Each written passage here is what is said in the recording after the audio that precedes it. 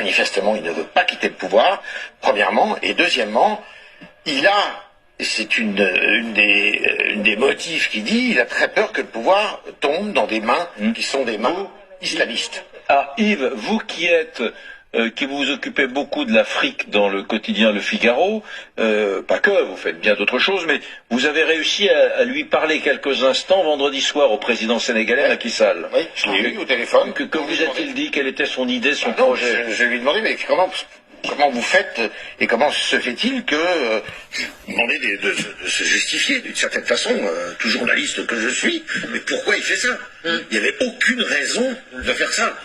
En plus, Macky Sall est précédé d'une république.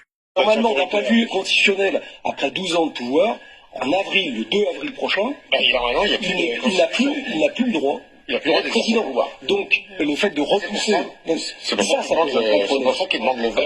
Et ça a entraîné la diversité. Ce que je parlais tout à l'heure d'islamisme, ça peut peut-être paraître un peu abscon quand on n'a pas de décor, c'est qu'il y a un candidat extrêmement populaire, dont il avait peur d'ailleurs qu'il remporte l'élection. Pas lui, mais son dauphin, parce que lui aussi avait un dauphin.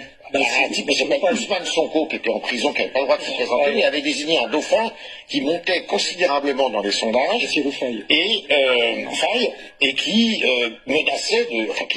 qui pouvait gagner éventuellement l'élection. Et c'est ça que ne voulait pas non plus un candidat islamiste.